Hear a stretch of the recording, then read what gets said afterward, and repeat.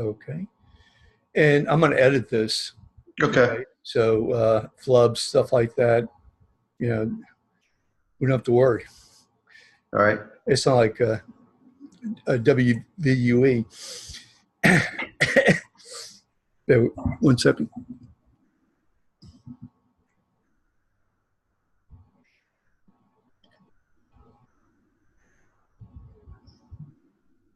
Okay. Hi, everybody. This is Steve Scalise, publisher of BayouBuzz.com. And on behalf of electionswin.com, we're going to, at this point, we're talking to Greg Buisson. Just a few bio notes, if you don't mind. Greg Buisson graduated from Loyola University with a double major in political science and communications. He worked for Jimmy Fitzmaurice, press secretary, after only 1 year, which I think is really phenomenal in terms of working with Fitz. And then you went to work for Times-Picayune, and you were the general manager, station manager for WVUE for quite a while, and then opened up in 1999. Buisson Creative, and you've been very involved. You've represented just about every Politico in Jefferson Parish, and you've extended that statewide. Represented right now, you're representing the number of people. Certainly, A.G. Crow for Secretary of State. You've represented. I don't know if you're involved right now with Steve Scalise, but you've really been out there. So thank you so much for being with us at this point in time. I really appreciate it. We're excited to be here. Thanks. So I guess the very first question I have is the role of, just in general, if you don't mind, the role of the, say, the media consultant. What is the role of media consultant? Well, I mean, I think a really good media consultant is really focused on how do you image and message the candidate to the voting public in a way that it really captures who that person really is. And in addition to that, that you really aren't doing anything that would create a false image of that candidate, because ultimately, if the candidate can't live up to it, then that's something that the voters can see through, and ultimately the voters will not believe in that candidate. And so I think a good imaging and good messaging is for the media consultant is to make sure that you go in, you have a great understanding of who the candidate is, you know his history, you know his background, you know his philosophy, you know what the platform is of the candidate, what the issues are in the campaign, and then you strategize at that point on what you want to reveal. What are the high points that you want to reveal during the campaign? At what point in time does a candidate normally get the media consultant involved? Well, they should get a media consultant involved from the very beginning of the campaign. Sometimes one of the common mistakes by candidates, especially new candidates, is that they believe that the second that they bring the media consultant online, they're going to need to have all of the money that they need for the media buys, media purchases, everything that you need media-wise in a campaign. And that's not true. You need the media consultant on early to begin strategizing and help properly budget for what needs to be done in a campaign from a media standpoint. And media is everything from direct mail, radio, television, digital and social, like what we're doing right now on the digital end, making sure that you've got the right collateral materials, automated messaging that goes out to voters these days, any kinds of communication, direct back and forth with the voter, from outdoor signs to what you see ultimately on the 10 o'clock news. So what part of that do you enjoy the most? Well, I always enjoy the strategy the most. What's fun for us is really looking at every campaign is unique, every candidate is unique. The electorate has a great history to the electorate on voting patterns and interest in certain elections, and so taking those different the voter history and the candidate's ability to really deliver a message, the strategy of that, then looking at the other candidates in the race and where you think they're going to go. It's really the playbook before you actually get to the campaign and before you get to election day. So that's the most enjoyable part of it that I like. The other part is I just the power of video, the power of television and digital is so strong, and I love the emotion building that brings to something. And so if you can connect with someone emotionally, you can certainly make a big difference in a campaign.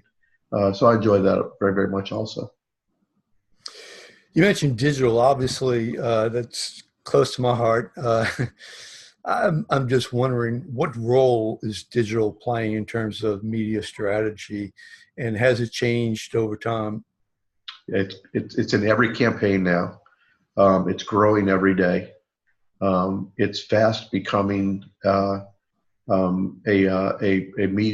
of the medium that you have to use that is considered a must use. It's stronger in some states than it is in others, as you would imagine, as is computer use just in general. Mm-hmm. But the reality of it is that I'm enjoying the success that we're getting off of digital messaging in some of these campaigns, because I'm seeing the numbers. And the good part is you can track things analytically, as you well know, mm-hmm.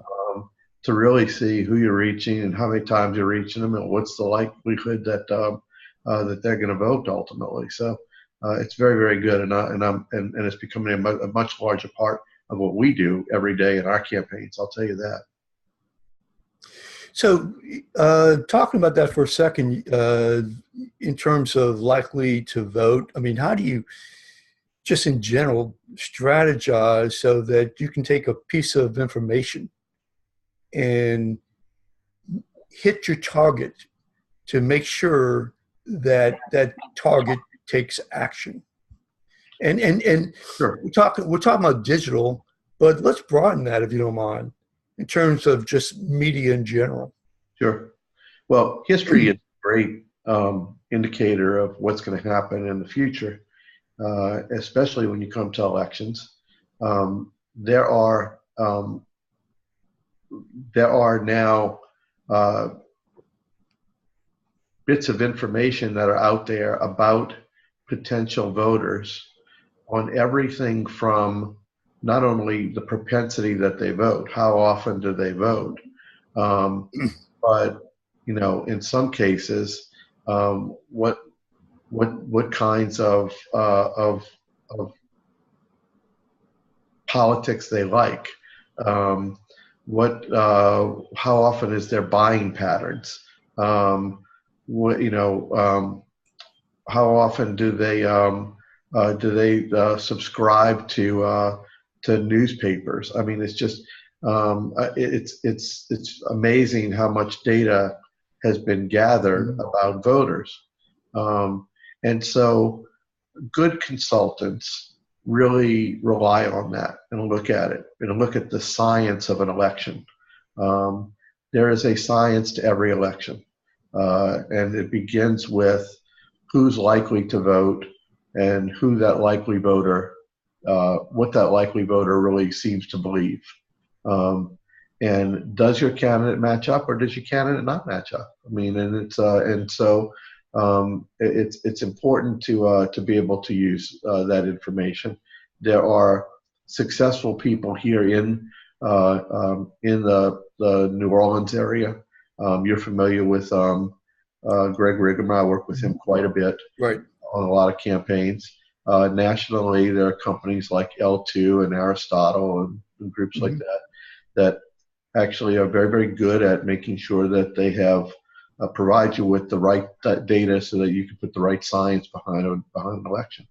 So I would say that voter profiles at this point are something that if you can budget properly and you can enter a campaign and have the resources you need, are one of the most important elements in the success of a campaign today. How particular is the information you mentioned about, voting patterns and buying patterns and things of that nature? I'm assuming that you're referring to not really looking at the individual profile, but the more global data. But in block vote, and then being able to target that information, to that block vote. Yep.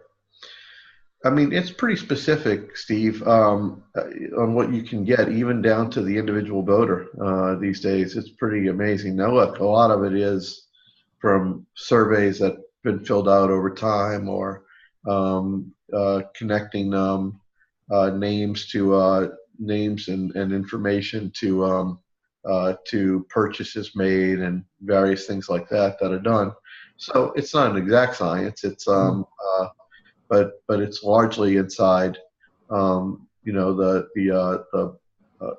plus or minus ability that you would accept in basic data. And so, yeah, you should use that information because it gives you a better understanding of who a candidate is. For example, if someone has strong beliefs in newspapers, they probably get the newspaper. So when you learn that that someone gets the newspaper on a regular basis, or reads the newspaper on a regular basis through either a survey or through purchasing information, then you can categorize that voter in a way that that voter is going to probably be more likely to want to have more information about a candidate, and more likely to be up on what current day news is, and more likely to be responsive to anyone who campaigns on that level and talks about current day news, talks about what the issues are. And so you categorize that group and you look at them, and that might be a direct mail piece to that household in a way like that. So there's many things you can do. The other thing you can do is you can look at things by sort of geographical area, and we don't really look at things by geographical area in zip code format because it's too broad. We'll look at a block at a time in a neighborhood. Generally, if you live on a street, then it's fairly likely that most of the people that are on that street will have relatively similar beliefs in many things from a standpoint of some basic issues, not social issues, not anything like that, but on drainage maybe, or on roads, paved roads, different things like that. So you can look at those issues and decide how to target messaging on that to get something to it. So those are some of the issues that we look at and use the data specifically. Now, you've been a newspaper man, Times-Picayune. You wrote a column for the sports. Am I correct? I did. I started actually in general news, and then went to sports. Yeah. I don't know if you know this, but I worked in the sports department for, I guess, about 6-8 years, something like that. Before I went to law school and all, but you've also been a TV general manager. Right. So you have both of those perspectives. I'm just wondering, has either the newspaper or, say, TV, have they diminished in terms of importance for a campaign? Well, let me take a moment to talk about those industries. I didn't know that you were a sports reporter for a while. That's pretty good. That's terrific. I love journalism. In fact, I'll be helping with the Loyola University Silver Scribe competition, which is a competition for students who want to become young journalists in just about a week or so. Mm-hmm. And I just think good, smart journalism is still a strong part and foundation of our democracy, and very, very important just all around. So yeah, that's really my upbringing has been more in that. And yeah, I did run the news operation at VUE, ultimately to become general manager of VUE, and made a lot of the crew that's there right now, a lot of the news teams there right now, people that I was able to bring on because I love good, solid journalists. Everything's changing in politics because everything's changing in technology and in the use of technology and how it's shifting people to different mediums. I don't believe that print is dead. I mean, certainly it's diminished, but there are still people who enjoy the experience of getting that newspaper in the morning and having a cup of coffee and reading it. And you've got to be respectful to those voters and to those people because they have a voice, and you want to reach them, and you want to be able to make sure that their voice is one that is educated on your candidate. The other thing is that everybody says, well, television's dead. You know, it's funny, when I became general manager of VUE back in the 90s, late 80s and 90s, the message was that within 20 years there would be no more television news. That was the prognostication from some people. You know, here we are today, and you know, in 2018, you're seeing local TV stations do more news, not less news, than what they used to do. Because the most important thing for a local TV station these days is to be as local as you can be. So yeah, I don't think. I mean, look, I never believe in absolutes. I never like when people say everybody says this or this is absolutely going to happen. You can't guarantee that's the case. Yeah, that things are changing. Digital is becoming more of a factor in campaigns. Social media obviously has become whether you like it or dislike it, whether you think it's a nuisance or you think it's something that is valuable, it's got a voice in campaigns these days. That certainly wasn't there 25 years ago. Direct mail is still important to get into homes. Outdoor still has great potential for building awareness on a candidate's name. I mean, all of these things have their own role. So yeah, things shift, but a good media consultant understands how to take the budget and put the proper media mix in place to be successful. Do you believe that one part of the media mix is, say, more powerful now than another, or? Kind of depends on the campaign, but as I mentioned before, I mean, I love the idea of video, and so I'm referring to it as video only because I'm not going to say just television, but the video medium is what has the most potential to be the most emotional and the most impactful. Anytime you can put words, pictures, music, and put it all together in a symphony, it can stir an emotion inside someone to drive them to really want to take action on something. And so if you can do that, you can stir that emotion in someone to want them to take action on your candidate, then you've been successful. So you don't get that same benefit in um, a colder medium like direct mail, Hmm. or collateral materials or an outdoor message. Um, there's something about having the ability to touch all of the senses with a medium, and that certainly is one that we seem to do very, very well in and excel in, and we work hard to make sure we excel in it. Now, social media really has been around in terms of, I guess, being ubiquitous for about 10 years. I Mhm. mean, when Facebook really began to take off. And then, of course, Twitter. Mhm. So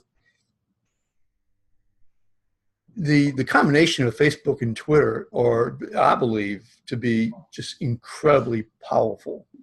Is that where, in terms of the raw data that you're talking about, is that the source of the raw data, the big data?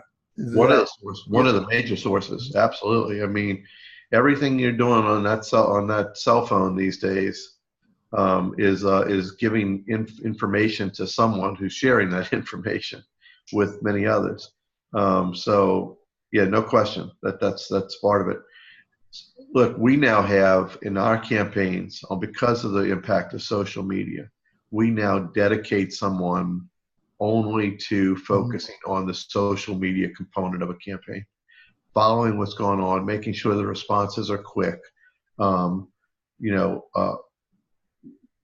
carefully reviewing what's going out on a regular basis, making sure that we've got the candidate on a schedule. If the candidate is willing to use Twitter proficiently in the way it should be used, um, sort of create a calendar for that candidate to make Mhm. sure that it's being used in a timely manner.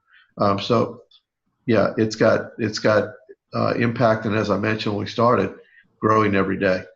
Um, and I think we still don't know what we don't know Right. about the success or failures that are caused because of social media at this point. When I first started with Bayou Buzz, uh, not everybody had email. I Right, mean, right. we're talking about now 17 years. I remember when you first talked to me about it. Yep. So a lot of the information came by people calling, people mailing. Um, those times have radically changed. So if you're trying to get information out, I mean, how do you do? Do you? I mean, you mentioned about using targeted mail, but that's to, I think, to the voter. So how do you strategize to get the information out to the media? You mean to the media, to To the public media. relations, to the media? Yeah. So for Mhm. example, you have information on behalf of your client or candidate that you feel like the media really should know. Right. So how are you doing that? How are you getting that information out to them? Well, look, I mean, first of all, I'm blessed because I come from the media, so Mhm. for our group, it's a little bit different. Our connections are extraordinarily strong. In with all media throughout the state of Louisiana and in many places across the nation. It's people that I worked with when I was running WVUE as an ABC affiliate and switched it to Fox Mhm. are now running newsrooms and running TV stations all across the nation. So we've been very, very fortunate, and at the network level. So we've been very fortunate to be able to use that personal contact to be able to get information out that we want to get out. However, we do several things actually today.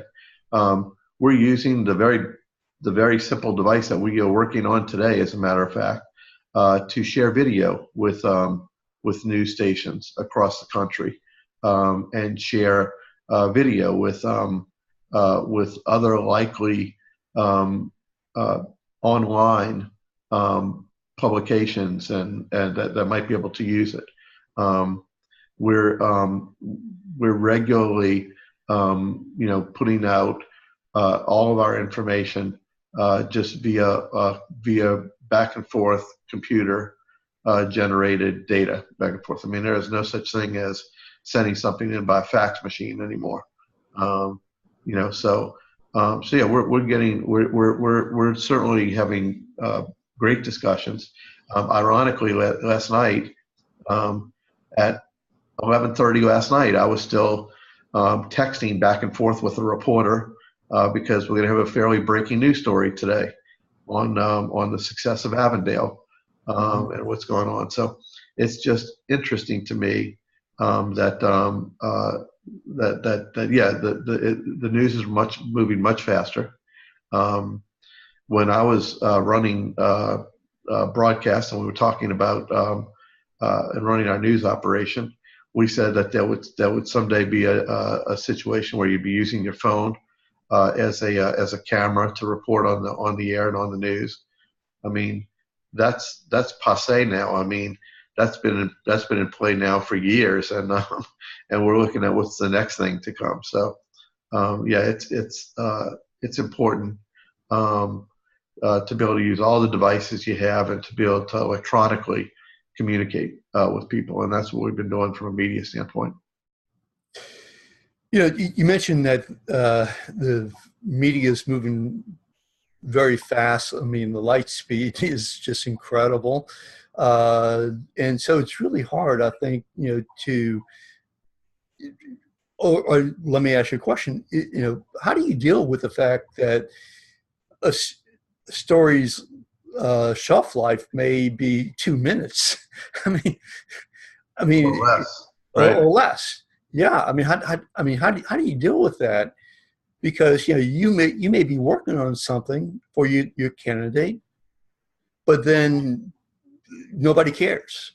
Right. Well, knowing what's important to get out to people and what might actually resonate has great value too.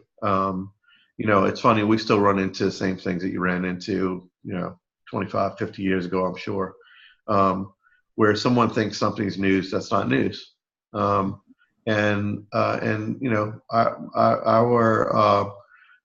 Those who run our newspapers, those who run our TV stations, those who run our TV news operations, are very, very, savvy about what they're going to put on the air and what they're not going to put on the air. First it's got to be news. That's the very first thing you got to do. You got to look at it, and someone needs to look at it and determine, does this have value? Does this have news value to everybody, or does it only have news value to a certain select group? And if it does, where do we send it? So knowing how to target that is important. The next thing is making sure that all the components are there and it's interesting. That you've given them everything you could possibly give them. You've given them a little bit of the video that's necessary. If it's video oriented, if it's print oriented, that you've given them the photographs that are necessary with it. You've given them all the securities and the rights to be able to use all of that. Mm-hmm. And so if all of those things are there and they're done and it's easy, then you have a better chance of actually getting it placed and be able to do something with it. So I think that's sort of the key to it, is knowing the mediums, knowing what goes through those different. I know what happens in a broadcast newsroom. Mm-hmm. I know what happens in a newspaper newsroom, and understanding how those reporters have to work with things and what their obligations are is really important.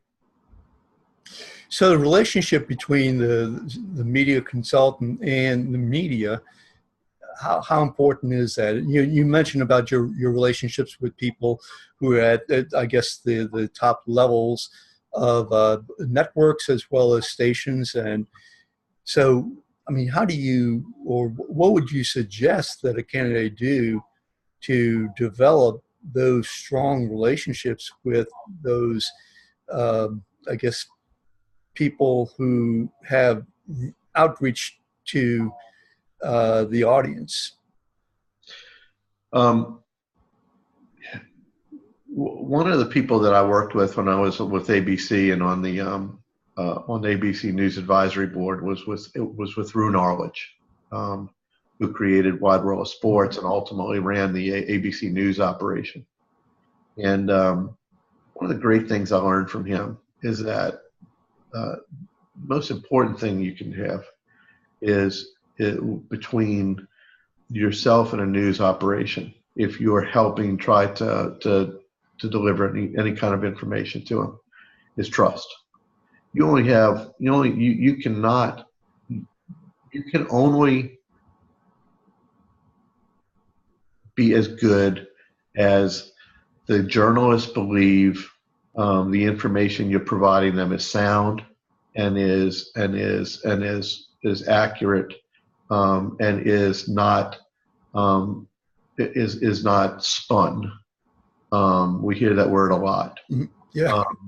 And the difference between pushing an agenda and spinning something is dramatically different. Spinning something, in my opinion, is twisting what really happened into some way that it doesn't resemble what it really is. And most journalists will see through that. And so you can't try to pretend that you're smarter than everybody else and you're going to fool them. You're not going to fool them. So you got to be straight. You got to be honest. Now you can push your agenda, and you can try to push the part of what you think is more important in a story. Because look, when a story comes up, a journalist sits there and looks at various things to try to decide, well, what's the real angle on this? Mm-hmm. But so you can push your agenda without losing the trust of that journalist, and that's an important fact in being successful. You've got to be able to know how to present the facts in a way that they're accurate, that you're truthful, and yet you may still be pushing the agenda of something to say, we believe, or I believe, this is more important than anything else in the story, and this is why I'm trying to get you to focus on this. So I think that's an important factor in this. So trust is critical, is what you're saying. And if the candidate doesn't seem trustworthy, or the media consultant doesn't seem trustworthy, then the news person is they're going to reject the message and then reject the people. Probably reject the message first and then reject the people after that. There's a strange phenomenon going on. Something that's very dear to my heart, and that is the concept of fake news. Mm-hmm. I look at fake news as being news that is false and deceptive, not news that is wrong. Mm-hmm. Because if you make a good faith effort to try to get information to the public, and you make an error, it's not fake. Fake is when you really deceive. It's mm-hmm. the scienter of trying to fool somebody. So that being said, and you may disagree with my definition, but how do you, as a candidate, how do you now deal with this incredibly powerful concept of fake news? Mm-hmm. Is it making a difference in your campaign strategy? What's made a difference in all campaigns is when the FCC basically agreed to deregularize some of the rules of broadcasting. And so that created the ability for networks to come in and push an opinion. That, quite frankly, that created the ability for a Fox News to be more conservative in what it pushes, and have all these talk shows that are more conservative than what it pushes, and for a CNBC or a CNN to be more towards the liberal side. Mm-hmm. So we didn't have that back, 40 years ago, Right. when you only had the major networks of ABC, NBC, and CBS, and you only had the evening news at 5:30. The evening news at 5:30. I say 5:30 here. It's different in different places, but it's Central Time, 5:30, where all you were going to do on the evening news was indicate what happened during the day. And here's what the person who was for it said, and here's what the person who was against it said, and that was it. We're just giving it to you, the viewer, the listener.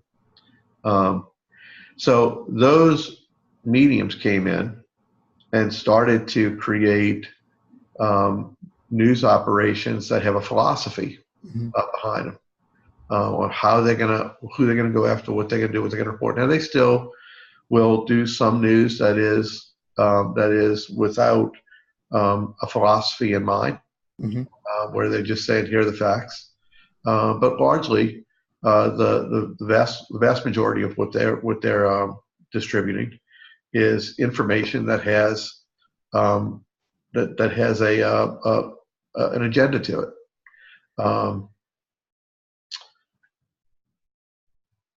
What that's done is created voters out there that are more polarized than probably we've ever seen before.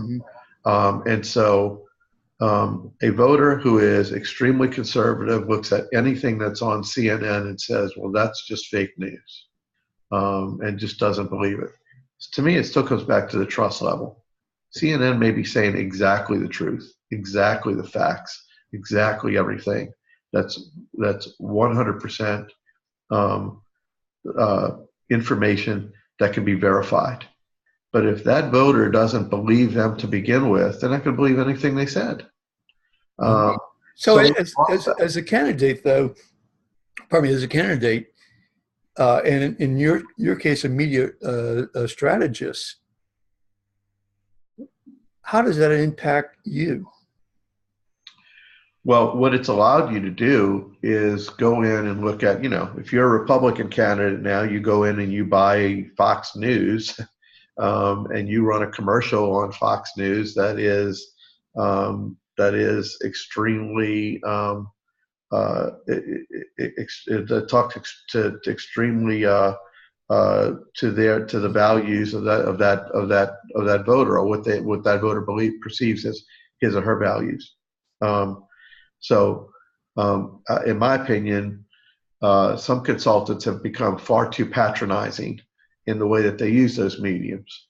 They'll put a commercial on the air on Fox News that says, no taxes, less government, more free enterprise, and that's the commercial. It's like, but with some voters, it actually resonates if they hear it enough. So I think you can be a lot smarter than that in your messaging, but it seems to work, though. It works, yeah. And look, and again, we're back to what I had mentioned: the power of that medium, the power of having the ability to talk to somebody and strike an emotion. Now, remember, those people who are watching it, they already have an emotion. Their emotion that they have is generally an emotion of I believe my values are the best values, and therefore, and we have a pretty good idea where their values are, watching something, if they're watching it religiously, the way they're doing it.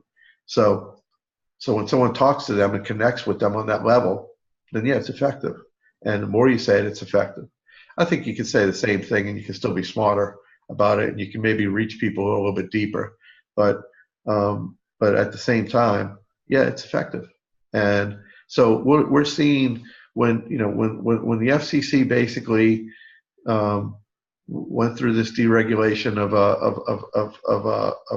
of stations across the country, and of course messaging on it, things change. I worked with a guy who I have great respect for. And that's one of the pioneers of the kind of media we have today, and just an icon in broadcasting, Barry Diller.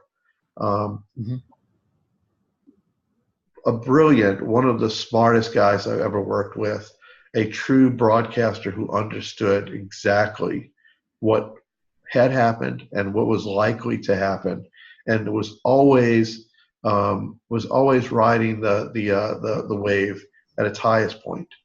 And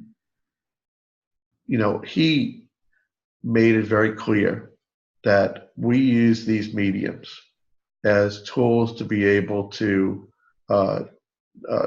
be able to communicate effectively with someone, and we have a responsibility to use them properly, and we have a responsibility to do what's best for our viewers, to get our message to them. And he owned WVUE in New Orleans for a portion of time when I was able to run the station. I probably learned more from him in the short time I was with him than most people. But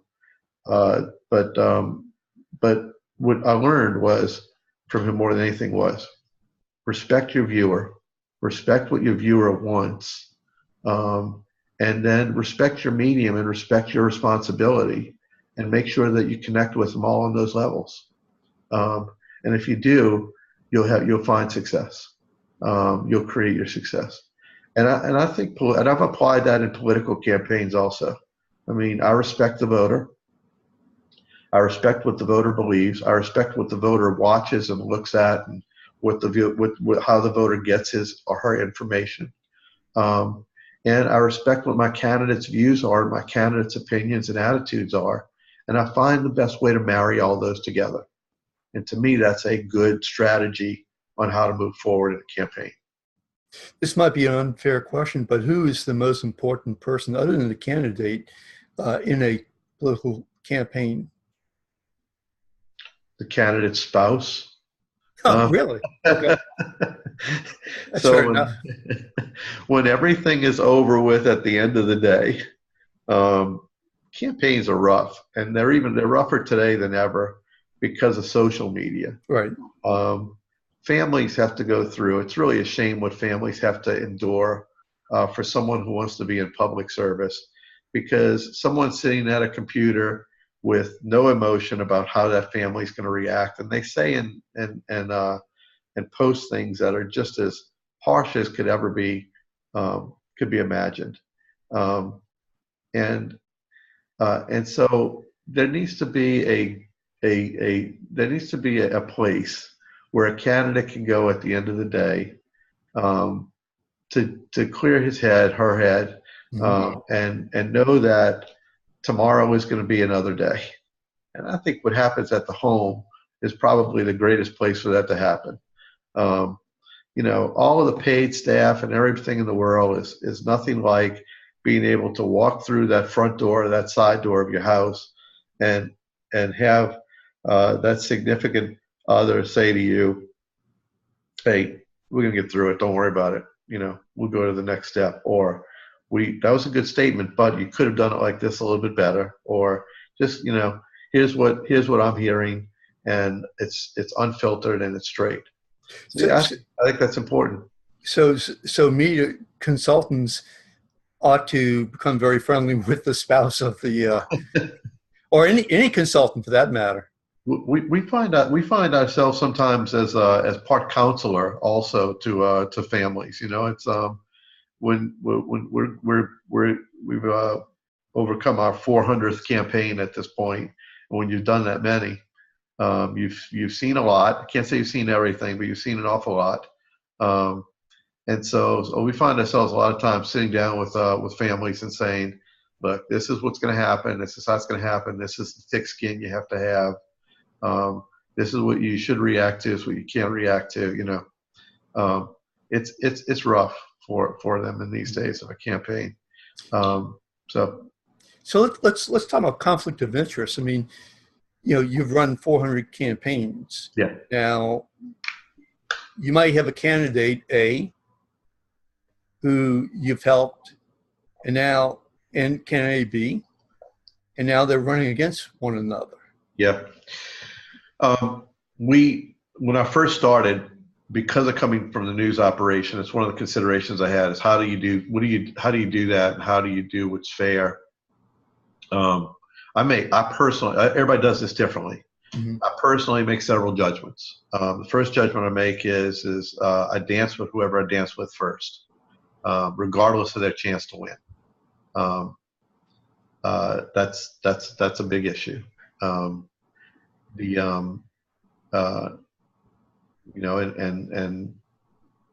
to prove that point, specifically, I'll go back to when Peter Dale, who is was a long time candidate for a client of mine, was the police chief in Harahan, mm-hmm.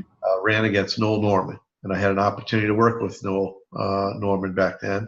Noel went on to spend close to $1 million, and if Peter had 50,000, I'd be shocked, and had zero chance to win that race. But despite all my discussions with him to not run, why he shouldn't run, all the different reasons, he was committed to run, and I didn't feel it was right to turn my back on someone who was a client of mine. And so we at least imaged him the best we could. Never laid one attack out in that campaign against the other candidate. And of course, we all know that the results of that were probably the largest victory of Sheriff Norman ever. So that's one policy I use. Another policy I use is if I do have two candidates in a race, that I work with both of them, and I have information about one that is sensitive information that only I know, that doesn't come from the media, doesn't come from information that's been publicized, I generally will stay away. I'll generally walk away from that race. I just won't take any candidate because it puts us in an awkward position. I'm a member of the American Association of Political Consultants. We're the only organization that actually signs a code of ethics on how a consultant should act, and so I sign that code of ethics, and I adhere to that code of ethics. So it's tough. It's not easy when you have as many candidates. People go, "Oh man, you got so many candidates," but that creates issues for you too. I'll tell you what really creates issues for you is after the race is over, you still have a relationship with these people. And so I'll get phone calls with candidates on two sides of an issue all of a sudden. Candidate A knows I work for him. Candidate B knows I work for him. They're both on opposite sides. And I'll get the call, "Can you talk to them? Can you talk to them?" And what I remind them is you got to do what's right for your constituency, no matter what. So I sort of will kind of guide them back to that. I hope I do a decent job at that. But anyway, that can be an issue, and it has kept me out of races many times.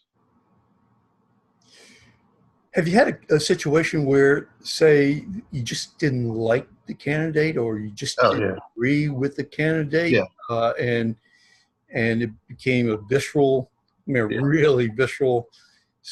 So you've had that situation. Yeah, I would imagine at that point when that happens to us, we're sort of in the same role as an attorney at that point. Mm-hmm. In some cases, you would probably be able to tell me that better than anybody being mm-hmm. an attorney, But it's you don't when you sign up with a candidate, you don't know everything about them. So you sign up, and then over the course of time, you start to learn little things about them that you go, "Geez, what's the story here? I don't like that, whatever." And you still have a job to do. You're under a contract. You have a job to do. You got to do it as well as you possibly can. So you've got to try to put those emotions aside and do it. But like anything, we're human on these things. So when we have multiple candidates, you have a tendency to migrate to the ones that you really like what they're saying. You really like how they're saying it. You like the way that they act, their demeanor, and their respect for the voter and for the process. But yeah, it does happen. Those are the times it's the hardest times to do it. You've got to remember that you're a professional. Do the work. And we're not talking about going out and having dinner at the end of the day, or inviting someone over to your Christmas party. We're talking about how do you make sure that you do the job you've hired to do to get that message out on what they want to say. So what type of advice would you give, say, somebody who is interested in doing what you're doing? Well, I got to tell you that coming up from the journalism side has been a tremendous assistance to me in what I do today. Because when you think about it, what we really do is we sit down with a candidate, we completely debrief them as though we were doing a profile on their life. We delve into specific areas of what they say or believe, and we probe that even more, just like an investigative reporter would about some sort of issue. We then take all of that information. We look at our opponent. We dramatically review our opponent. I mean, we review everything from our opponent's, if the opponent's been in office, every vote that the opponent made. If the opponent's in business, every business transaction that we can get our hands on, to see, we get a better profile of who that voter is, because they're not gonna share with the public things that that the public should know that aren't necessarily flattering about them. We're going to have to do that at some point, and we're going to have to force them to have to say, well, here's why I did it, or that's not necessarily how it happened, or whatever.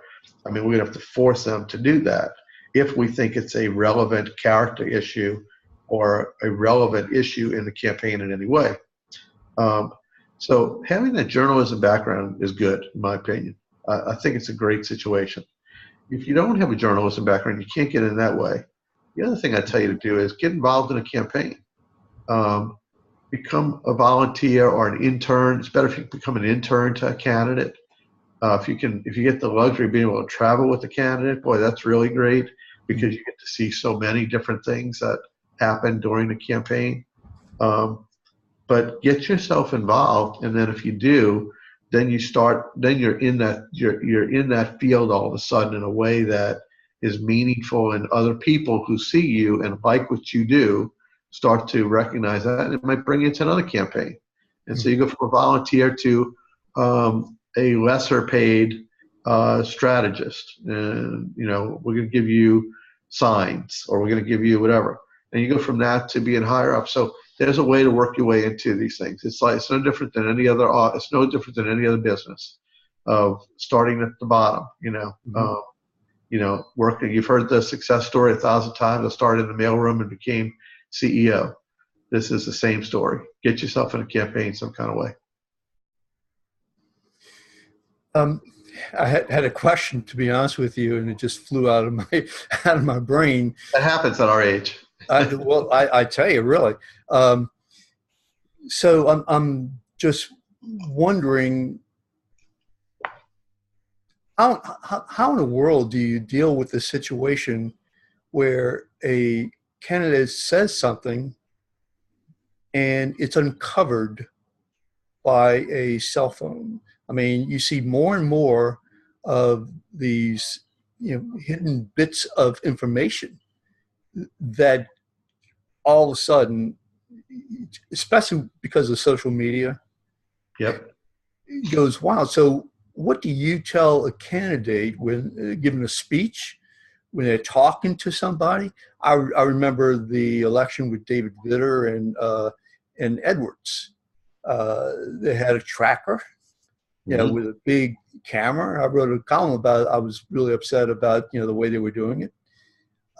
So what role do you play, given what you now know is happening in the real world of elections?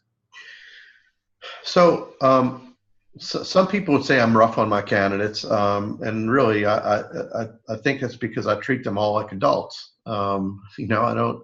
I make the assumption when you come in and you're a candidate and you decide that you're gonna put your money up and you're gonna sign that paper that says that I'm gonna run for this office and I'm gonna do these things, that you actually mean it. Um, and so, um, I start from the standpoint of, you should be smart enough to know that you can't say one thing to one person and one thing to another person, um, and hope that it doesn't get out. Because in today's Mhm. world, it's unlikely that that's going to be the case. It's going to get out. Um, and so I'm very, very elementary about it when I meet with them to begin with, and say, I'm assuming that you are smart enough and understand that you're now moving into a spotlight that you've never been in before. Um, and with that spotlight becomes the heat of the light. Um, and the heat of the light in this situation is that every word you say, every action that you take, uh, has consequences, and has people actually having some idea one way or another of how they believe in something, and how they what they think of you as a result of that, of their beliefs. So again, first of all, I want you to be true to yourself, and be truthful about what you believe in and what's there. But don't be patronizing and go to one civic group Mhm.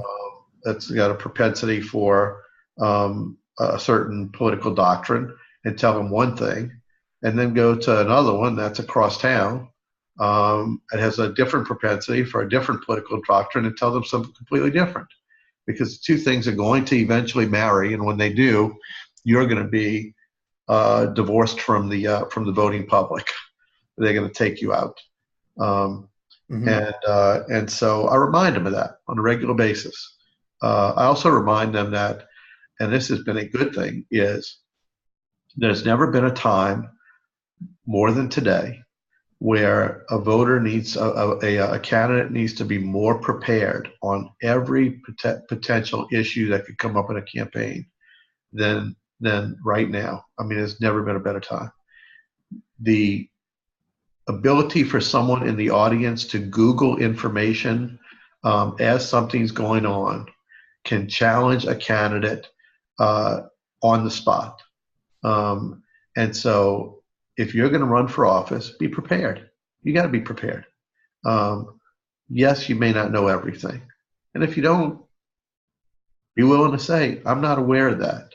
Uh, or I don't have that information right now. But here's how I would move forward if that question were posed to me, and I was in this position and I needed to react to it in a short period of time. Here's the method I would use. Um, and so yeah, I think it's important for them to for a candidate to be mindful of the environment he's in today, or he or she is in today, and make sure that you're respectful of that environment. Two more questions. The relationship between, say, the campaign manager and the media person. Mhm. Um, how do you massage that kind of relationship? Uh, do you normally have a good relationship with with the campaign manager? I mean, it would seem to me that there are two positions that really are going to fight for the attention of the candidate, and it's going to be those two. And it just seems to me that you're always going to have a conflict. Am I correct, or totally wrong, or what? No, I mean there are times where there's a conflict, but the vast majority of time I found that we've had a very, very good hand in glove relationship um, with the campaign manager. What I will tell you is, the more professional the team, Mhm. uh, the less acrimony that seems to be anywhere involved. Um, the it's all about knowing how to stay in your lane. So my job as a media consultant is to strategize and message the candidate to the voting public. I should not be weighing in on how that candidate should fundraise. I should not be weighing in on how that candidate should get his signs up in the neighborhoods, or how that candidate should use his volunteers. The campaign manager, who's responsible for those actions, should also not be chiming in on what the style is that I use for shooting a commercial, or what the graphic should be on a direct mail piece. Now, we should all strategize together on what direction we believe the candidate, the campaign, and the messaging and the distribution of the messaging should all go in. But that should be done at the early stage of the campaign, and once that's done, everybody should stay in their lane. So what you find is when you get some campaign managers never did it before, they really don't know. It's the candidate's cousin. They're going to call him a campaign manager. It's like everybody's got an opinion on everything. So they start sharing opinions on everything, and then ultimately that confuses the candidate. Happens more in the smaller races than it happens in the bigger races. But those guys who are professional campaign managers, we've worked with them in a beautiful harmony, which is great. As I said, I actually have two short questions. One is, are there teams out there? I mean, you mentioned that you work with certain people and on a regular basis. So, do you normally expect to be part of a particular team? No, not really. I mean, there are people that we know. Sometimes if someone hires a certain pollster, that pollster has a tendency to really like our style of media campaign strategy and imaging, and will contact us first, but and get the candidate to contact us first. But no, I mean, I can't say that there's a team situation. There are people we work with more often than not, but there really isn't any kind of like, hire the four of us and we always work together. That generally doesn't happen too much. Okay, last question. Super PACs. Now, for those who don't know, you were the media person and I guess maybe just the consultant for the Pelican PAC. Am I correct? You're talking about Voice PAC. Voice PAC with Voice PAC. Okay. Yeah, Voice PAC City Tours is. Yeah. Okay. Sorry. Yeah. So, as a media person, I mean, how do you deal with? I mean, the concept of a super PAC. I mean, where rules don't necessarily apply to super PAC that apply to candidates. I mean, have things changed so much because of the super PAC ruling that it just changes the whole election approach from the viewpoint of the media strategist consultant? Well, yes, and now Sydney's thing was completely different. Sydney went in. Sydney was polling as a candidate who was polling very, very high as a potential candidate for mayor, and a candidate who looked like a likely candidate to make the runoff, and then ultimately a candidate who looked like he might be able to win the race for mayor. And I thought he put it best when he said, "I love New Orleans, but I don't know that I love City Hall." When he made the decision not to run, but he still wanted to have a voice in the campaign, because his biggest concern and his frustration was, and the reason he wanted to get involved is I'm tired of all the rhetoric, and I think people need to be more specific about what they can and what they can't do, and I want to kind of hold their feet to the fire. So unlike a super PAC, he did not go in with a mission to help one candidate or another candidate. Mm-hmm. He went in with a mission to help the voter be able to get better information. And that's why he called it Voice of the People, which ultimately became Voice PAC. So his was a little bit different because it was a little more pure and a little bit more genuine in what its intent was on that. Super PACs, though, that come in and they've got a specific mission. Mm-hmm. We need to take out a Democrat. We need to take out a Republican. We need to promote the fact that there needs to be, a more conservative judge because we're trial lawyers. Those are a less conservative judge because we're trial lawyers. Those are all those are becoming major factors in campaigns. And I'll tell you what's happening is we can't, as a consultant in Louisiana, you can't coordinate with that campaign. Mm-hmm. So we stay, at least in my company, we stay really arm's length away from them. Now, like everything, you hear things from third hand because it's impossible not to hear things third hand in political circles of what might be happening, what's going to happen, what's likely to happen, anything like that. But you're not actually getting to coordinate and say, we're going to do this on Monday, you're going to do this on Tuesday, we're going to print that, we're going to print this, you print this. You don't get to coordinate that. So you're a consultant, you're in my world, and then all of a sudden you get blindsided by something either for or against your candidate that you had no idea was coming.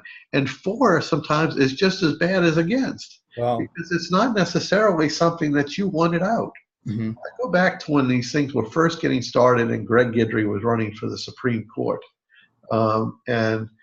And we had probably close to $1 million of super PAC money that came in that was involved in that race.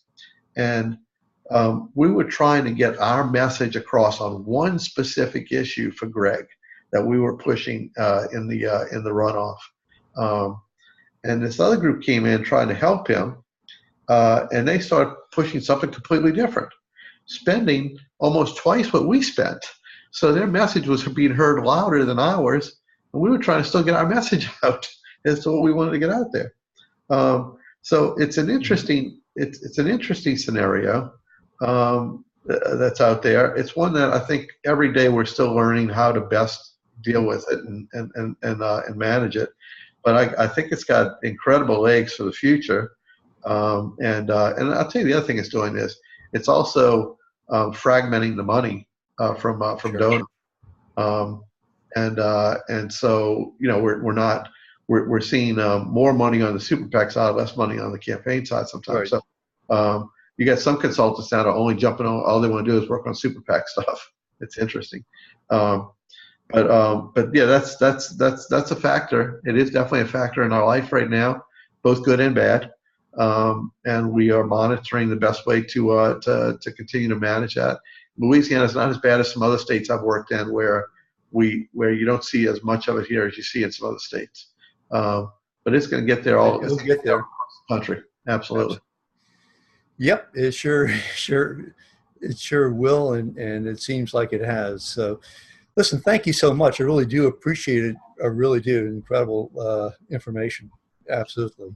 Well, thank you. Listen, thanks for Bayou Buzz. Thanks for what you do. The information you guys put out every day is just amazing and good information, and it's tremendous value to everybody, not only in my field, but I think just in general. So I appreciate what you do, Steve, and appreciate today having me on. Thank you, really. So let me